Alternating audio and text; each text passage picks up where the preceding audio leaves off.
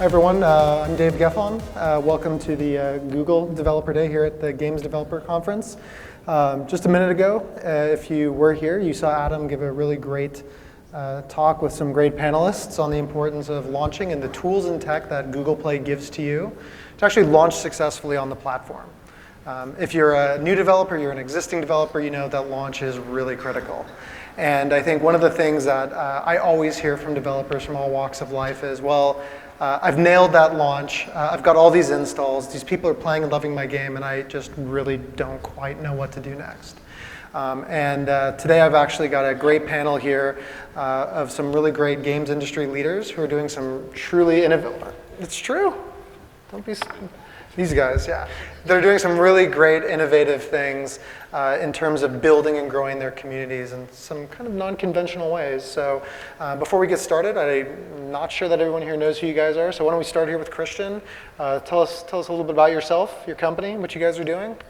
Sure. So my name is Christian Segerstrahl. I'm the chief executive of Super Evil Megacorp. I nearly said cheese there, which is sort of true, that too. But anyway, we are makers of Vainglory, the #1 mobile esport today. So as a company, what we're really focused on doing is creating for the touchscreen generation the kind of real-time, deep competitive experiences that we grew up with on PC ourselves. And that style of gaming lends itself very much to working with the community as opposed to focusing very much on an upfront launch. So we spend 90% of our efforts really trying to figure out how to be a better company every day, to how to make the community happier every day, and can share some learnings from that. Hey, I'm Andrew Stalbo. I'm a co-founder and CEO at Seriously. We believe that the next generation of entertainment brands get built on mobile first, and we're working really hard to build out our first property called Best Fiends into a big franchise that feels like a Hollywood property, but starts its life as a mobile app. Hi everyone, I'm Andres Bou. I'm CEO and founder of Social Point. We are a gaming developer based in Barcelona, so in the sunny Spain. And we are mainly known by Dragon City Monster Legends. Both titles were launched in mobile more than 3 years ago. And that's why we are here today, not to talk about how to make that games can sustain there for a long period of time. Awesome. So you guys are clearly running and developing games that are very successful on Google Play. What was that moment where you're leading this business and you realize, hey, we need to do something a little different to resonate with our audience and to grow our audience? What was that moment for you, Christian? Yeah, so for us, it was actually very much right at the very beginning, because we went out with a gaming proposition that was fundamentally different to anything that was out there. Instead of aiming for that proverbial bus stop moment of 2 or 3 minutes of fun, which was very much the market a few years ago, we went out wanting to create a gaming experience where people could play all night long with their friends, just like we did growing up on PC. So by coming up with a gaming experience that is where the file size is sort of 700 megabytes plus in terms of the sheer commitment to the download, as well as the fact that when you start a game, you're expected to play that game for 20 to 25 minutes. Or in fact, if you get out early, we will have to punish you because you ruin the experience for everyone else in that match. That to us was a very clear fundamental starting point, that there's no way that we can go ahead and try to run a big campaign, get lots of people into this, because it fundamentally requires a different mindset. It is almost like growing a different type of culture. This style of long-form gaming has had, like if you think about it, if you take a game like Counter-Strike and first-person shooters in general, they were around in like early 2000s, right? Mm-hmm. They're still growing because they created a gaming culture around real-time gaming. And that hasn't yet happened, or rather we're very early days in mobile. So for us, it was that realization that you need to come into this game with a different mindset. So there's no way that we can go out and market it like a traditional game. We need to do something different in how we bring it out. So we started 3 years ago, and we basically felt like the opportunity was to challenge the way things were being done, both on the product side and marketing side. And for us, I'd say right at the beginning, we knew we had to do it differently. Otherwise, there was just no way we were going to cut through against some very, very big incumbents in the mobile space. So for us, what we saw as the opportunity was try and find ways to build a story and introduce a world and characters and really come up with a beautiful brand on the front end.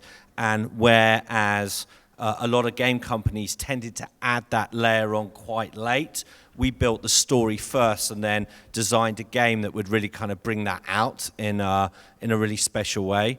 And then on the marketing side, we knew that we would not be able to compete with the big companies on Facebook and Twitter and performance marketing acquisition, which was ultimately very expensive, and said, well, hey, can we be super creative about the way we market and try and find ways to bring installs in and bring players in a much more cost-effective way than through performance marketing platforms, and also at the same time differentiate ourselves with a nice creative marketing experience that helps kind of build our brand. Because ultimately our mission is build a great brand in the world. So like Christian, right at the beginning.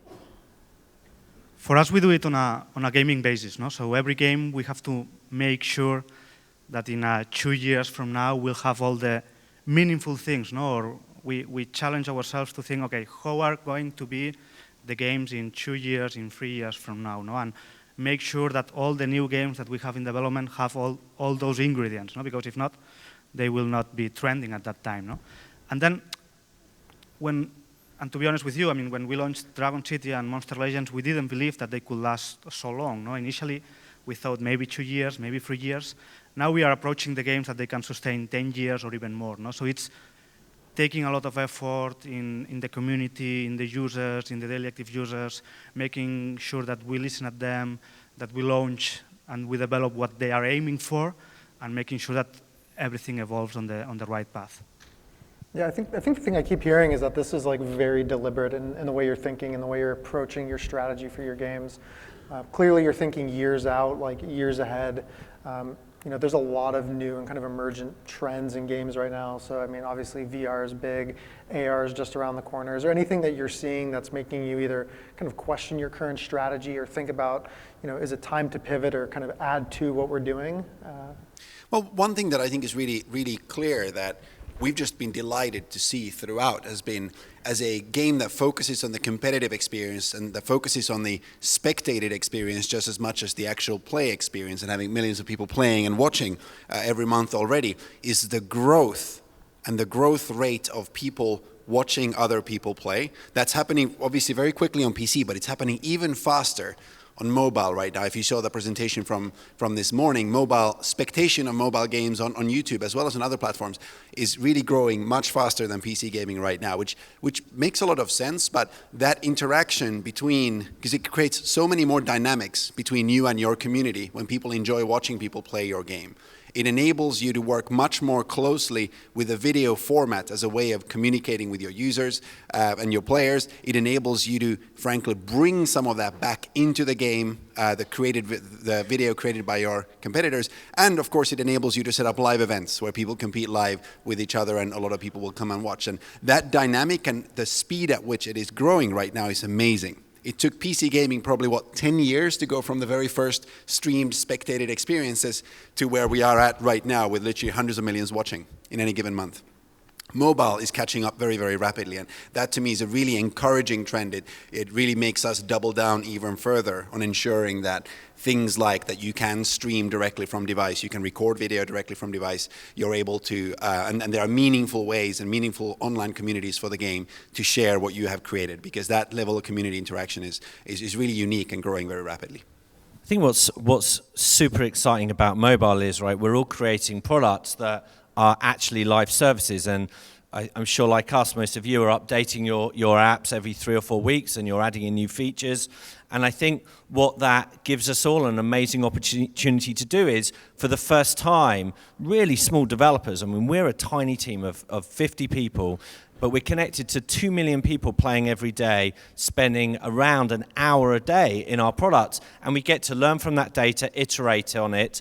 And every time there's a new opportunity, whether it be integrating video into your app, or whether it be integrating replay, or whether it be kind of designing and updating new features because you've seen something that seems like a great opportunity for your product, the amazing thing about the platform is we all get to be able to kind of update very quickly and iterate on changes that we see. So I definitely think that's one of the most amazing things about mobile is we do get the chance to react and iterate on that. For me, I'm not a big fan or believer of VR, not yet. I totally agree with Christian that esports, it's going to be super huge and super big. I think the future is also about competition, PvP, real time, and social and building communities. It's also a key element. So esports, competitive gaming seems to be like at the kind of forefront of your thinking. You know, what is it about esports other than the obvious that it's great to watch people play games when you're passionate about them? What do you think that just keeps these people coming back for more and more? Well, you were formerly a competitive player, so you may know more about this than I love games and have no self-control, that's why. That's great. Well, I guess the way we think about it is, I think there's so much hype and talk about esports right now that sometimes it's kind of worth just sort of maybe bringing it back to kind of putting your feet on the ground. At the end of the day, we are excited about building that experience that made us, when we grew up, spend nights on end at friends' houses with our PC playing together as a team against some strangers, over some kind of dial-up connection somewhere. And I think it is that fundamental thing of creating an experience that people want to play as a team. If it is fun enough, people end up rewarding you, if you like, as a developer, by wanting to play it competitively. And that's what really blew our mind last year was we thought we had so much work to do on product still. I mean, at the end of the day, a real-time multiplayer game on mobile, which pushes 1.3 million polygons on the screen at any one time at 60 frames per second, it's like, we just felt like there's a lot of work here to do before we get to a point where we would even begin to think about how would we encourage a competitive scene for the game. But the community ran away with it, to be honest. Really early on, their first ask was, hey, can we have a spectator mode? When is the first tournament's going to be? People started organizing tournaments inside of the the community. I think last year we had over 6,000 registered teams, like in various community tournaments with some prize pools and things, and then all the way leading up to the World Championships with more than 25,000 people watching at the same time back in December, which is pretty cool. But I think ultimately, we think that the success of the competitive community is a product of listening to the community throughout. We try to think of ourselves first and foremost as players ourselves, but then also inviting the player base in to come and be co-creators of the experience. We just released yesterday as part of an invitational tournament where we were celebrating some of the big new teams coming into Vainglory, like Miami Heat acquired a Vainglory team, as well as some others. And we released a video about our 2017 plans, about what we're thinking of making and what we're thinking of creating and asking for community feedback. And it's amazing how just that level of transparency with communication with the community really lights up what the community's passions, and they frankly help us. They are sort of a North Star of are we taking this game in the right direction. So competitive play is simply the community at its very highest level, showing you in some ways as the developer what the game can be if you take it in the correct direction. So we're always amazed at how many people play and how many people are part of the competitive scene. And frankly, now I think there's approaching 50 people in the world who play Vainglory as a living. Like that is their main job right now. And that obviously as a developer gives you even more reason to do a good job to make sure that the scene keeps on growing and that you're a better game every day. I think that's the real key. We all get to react to the data, and we get to in our games, but we also get to react to the community, whether it be through comments in the stores or whether it be in your social communities as well. And what we're seeing across the board is obviously everyone's playing because they're competitive, and now you've got the tools and the ability to kind of get even more competitive. And I think what you're going to start seeing on like the definition of esports right now feels a little bit more kind of mid-core or core, but I think it's going to feel very, very casual over the next couple of years as more and more products come out and as the audience gets more and more used to it. As we don't have pure esports games, not yet, but we have lots of social and competition in our games. And I think human being is quite competitive by itself. No? So at the end, making sure that games are also competitive and bringing those experiences into the digital world, it makes total sense. No? And we have launched many features in Monster Legends about social, about competition, and we saw it from since the day that we launched that feature, engagement going up, people going back and fighting more, and even also paying more. No? So people love that experience, and they are aiming for more. So one thing I think that I've kind of heard all of you touch on, which is the community aspect of sharing and watching and being passionate about a game, your particular games. How are you're using like your biggest fans, influencers, the people who are the biggest advocates for your game to either extend your message, extend your brand, and just kind of help grow your community organically? Well, we certainly try to work with the community as much as humanly possible. I don't know that we use the community per se. I think sometimes I feel like they use us, but in terms of just the sheer amount of hours that we put into trying to do things that they want. But the way that we think about it is, firstly, we of course have a vision of what we want to build over the next 5 to 10 to 15 years, which is all about bringing that competitive experience that we've seen really blossom on PC and console, that real-time experience, but that hasn't really yet come to mobile, that culture of playing together real-time. We believe that community, whoever does as good a job with that on mobile as a Blizzard or a Riot or a Valve has done on PC, will ultimately be an incredibly successful game over the next 5 to 10 years. And that's what we are committed to building every day. And we feel like the best way to get there is to try and find as many people like us who love this style of gaming on these devices and work with them. So it starts all the way from we have a private closed beta group for Always Aren't. We released the next release 3 or 4 weeks earlier for in the order of hundreds of players in order to help test and think about the very detail of what's about to come next. We have a much larger group of folks who hang out in our forums and who we frequently invite in and just ask about, hey, what do they think about this direction? And then there's the entire player base where we take some of the we solicit opinion a lot, we ask questions, we do everything from surveys all the way to literally just run competitions for ideas and whatnot. But then on top of that, if the community goes through the effort of creating something, like creating a video, or creating a poem, or like a great piece of fan art or whatever it is, we really try to go out of our way to feature that in-game wherever possible, to sort of give back to the community, show back to the community our appreciation, because ultimately that helps these content creators get discovered, if you like, by a player base of millions. And if they do a good job and repeatedly put out good videos and good things, they end up growing their follower base. So we just try to work together in all different ways. And again, we feel like if we obviously want to push the game in the direction that we believe is right in the long term, but a lot of the time the community is there way before us in terms of spotting problems with potential directions of the game, as well as just being very loud with feedback, which is amazing. Well, we have a slightly different approach to community to Christian. So we've got about 7 million people connected to us across the social media channels, email newsletters, and we've now got to a point where we're providing content to them 2 or 3 times a day through each of those connections. The thing that I think is ultimately interesting is you need to address community right from the beginning. If you think the first point of contact when you start marketing to people about your product and your game and the world that you're offering. A good example of that for us is we work really closely with a lot of different YouTube influencers, and we found that the most amazing way to kind of bring people into our experience is find ways for them to not just market the game, but kind of come inside our product too. And we've run competitions where people can choose to join different influencers teams, and it gets people in the mindset that this content is really a kind of engaging two-way experience, and it's something kind of really, really fun for people to be able to try and compete or support their biggest stars. So I'd say to you, the thing when you're thinking about building community is also integrate all community thinking in your marketing strategies too.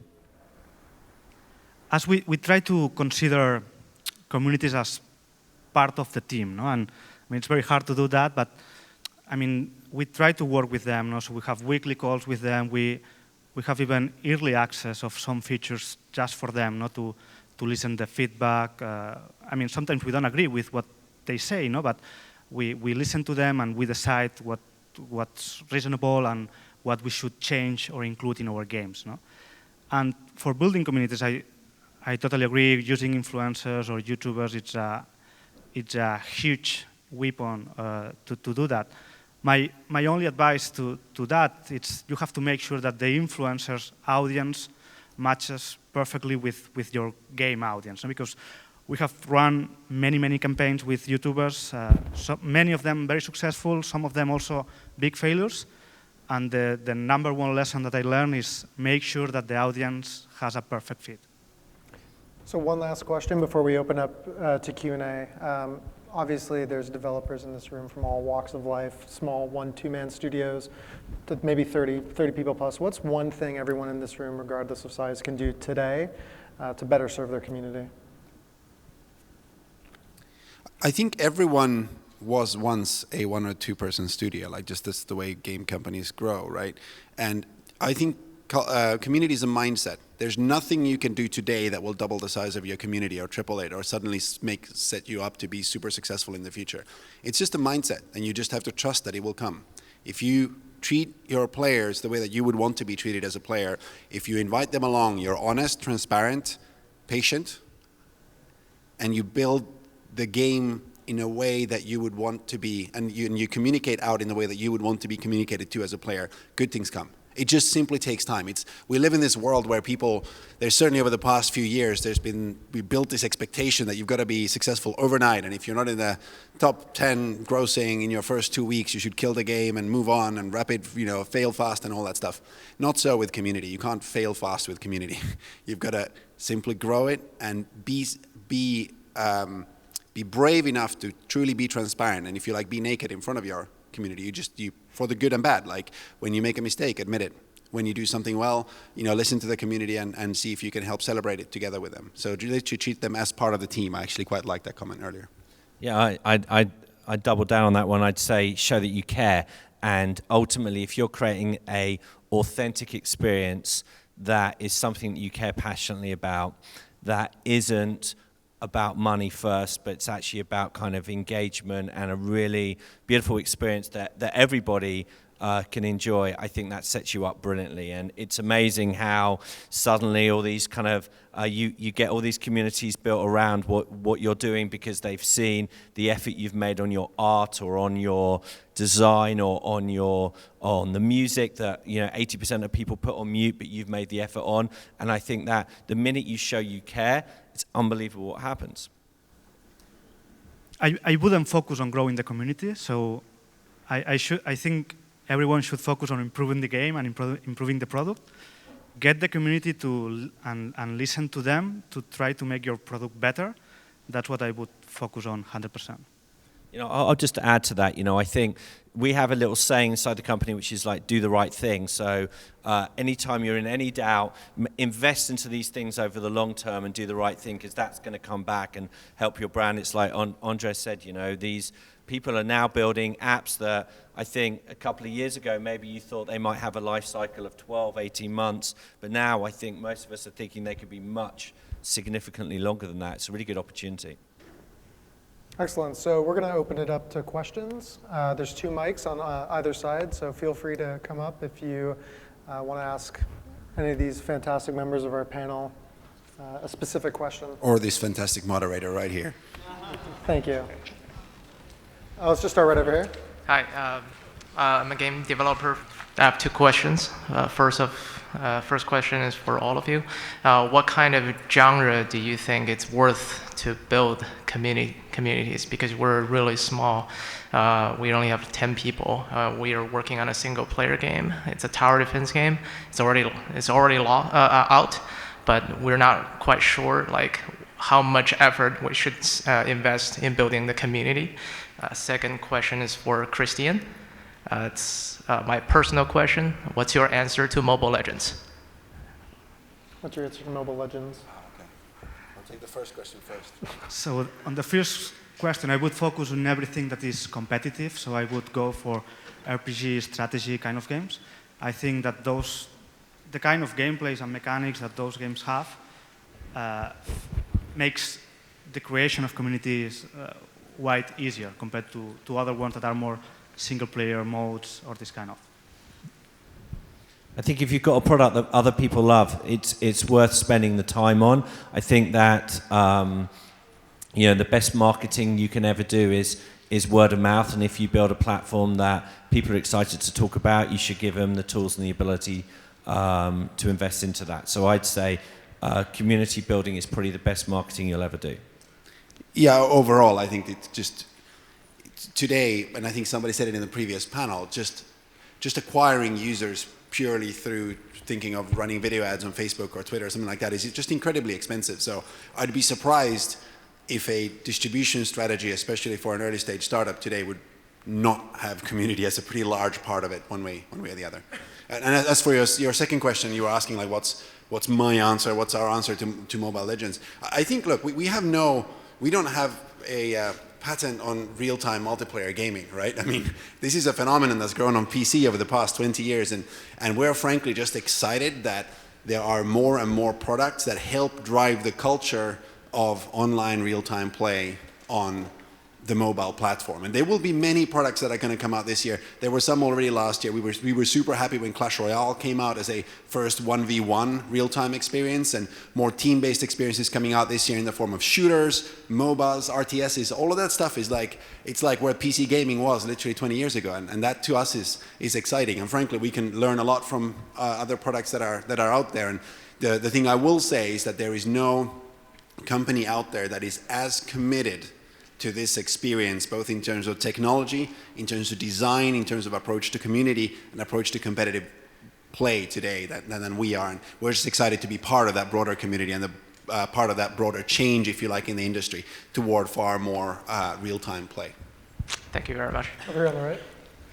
Hello. We've found that building community within the game, having players be able to interact with each other and form emotional relationships who meet in the game, who don't know each other previously, is an incredibly strong motivator of retention. But we've noticed that mobile games don't tend to have very serious ways to interact emotionally with other players you don't have pre-existing relationships for. Is that a direction you're looking to move into, and you have any insight on why it's so difficult on mobile? Yeah, from our perspective, I completely agree with you. If you look at the retention patterns of people who are friends or who are part of, in our case, guilds or teams inside of the game and who communicate with each other a lot, is very different from the retention pattern of somebody who plays purely on their own. So that is clearly right. I think in a lot of when you deal with especially smaller screen real estate, it's sometimes just design-wise harder to think about how do you put a chat box everywhere when the screen is kind of small and when the keyboard obscures half of the action. How do you in that context do that in the best possible way? So we think a lot about different ways of improving communication in the game and enabling the formation of those relationships. So I think that's a lot. We have certainly as a company and as a game, we have a lot to learn from many other products in that area. But I think what you're saying is exactly right. Thanks. Hello, this question is about Vainglory, so I guess it's for Christian. Before Vainglory was a success, before it was known for its quality and all the stuff, the first contact with the community, how was it? How did you communicate to the community? Where did you start it? And how you convince them to take the bother to download a game that takes a lot of effort from you to start playing? Yeah, that's a great question. So how did we start? We just started super humbly because we knew that the product was pretty janky when we first released it. We literally put it live, I think it was in Singapore and the Philippines initially. And we literally put a letter up front. The first experience you would have when you loaded up the game was a letter from our chief creative officer saying, hey, we're just getting started. We know this is not perfect. Please bear with us. We're a team of folks who are super passionate about this style of gaming. Please join us on the forums to come and chat about what you think about this game. And that was literally the first thing that you would see when you started. And literally the first downloads that we got, we were in the office. We had an alert in the office going when somebody is online, because this is clearly a multiplayer game, so many people need to play at the same time. We would all jump into the game so that one guy would have 5 other people to play with. So but it's true. You have to approach it with that level of dedication. You have to earn every player. Especially in our case, we've had so much work to do on designs and just learning about what it means to play this type of game. We still have a long way to go, but if you approach it with, you know what, we're going to do first and foremost, be there for the player and be very transparent about the fact that we know that a lot of things suck still and we're trying to work on it with us, but please come and work with us. There's a lot of people who ultimately, if you take the right tone, want to help you succeed. And that's an amazing thing that really teaches you so much about your game and your company. Thank you. Hello. I'm fascinated about this topic of community building in the sense that I feel like myself and a lot of other indie developers understand that it's important, but fall into the trap of saying that we're too busy building the game, right? And the sort of solution for this in other areas of life is, for instance, with exercise. If you don't have time for exercise, build a habit, right? Do 10 squats and 10 push-ups in the morning, and that'll build up over time. And then eventually you'll feel more interested in this habit, so on and so forth. So what's the 10 squats and 10 push-ups version of community building? What do you do from day one as a habit that's small but potentially painful, but will build up? Set up a Facebook channel, Instagram channel, Twitter channel, YouTube channel, promote it in the app, and publish content on there about what you're building every day. Yeah. Yeah, one piece of content a day. Doesn't need to be a lot. And I think the minute you start doing that, you'll just start getting into the groove. And then you'll also start realizing that your app's a great way to promote each of those channels too. And suddenly it becomes a bit of a circular thing where people are going into one, coming back into your experience. And I think it's a great way to get started. Okay. Can I ask a follow-up quickly? Oh, sorry. And find some time to talk with them also. Talk with them, yeah. Okay.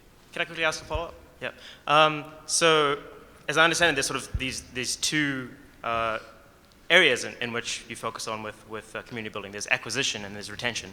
And the sort of posts seems like a great way to build an emotional investment with the following that you already have. So what's the 10 squats and 10 push-ups of acquisition?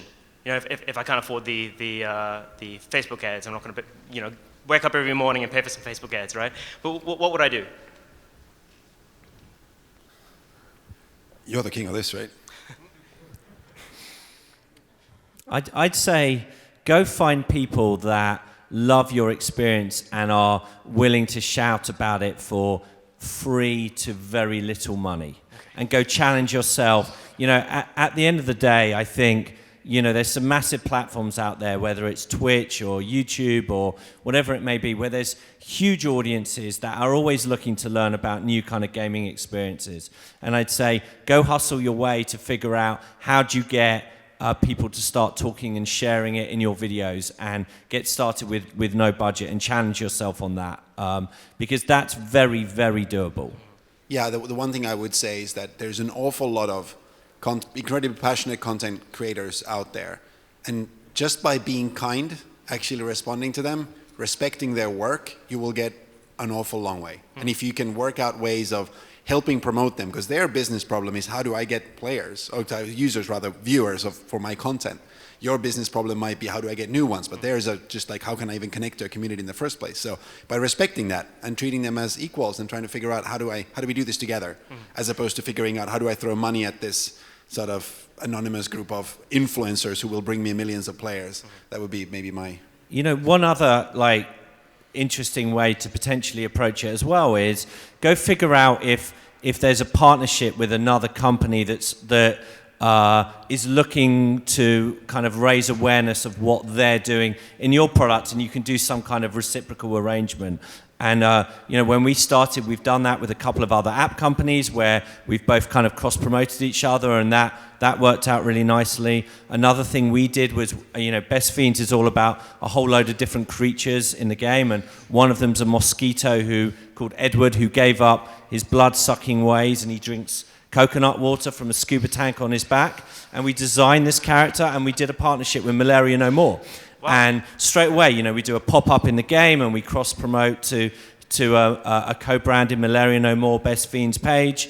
And it's great for us because, it shows our audience that we care and think a bit differently about our experience. But they've also got a really big community of people as well that they were excited to say, hey, here's something we're doing. And I think that was a really nice kind of way as well to start. So just think a bit differently about those kind of ideas. Awesome. Thank you so much. So we have time for one last question, and we'll take it right over here. My question for you all is, how do you manage a community that looks to see your game grow in a certain direction that may be either different or opposite of where you're actually looking to take the game?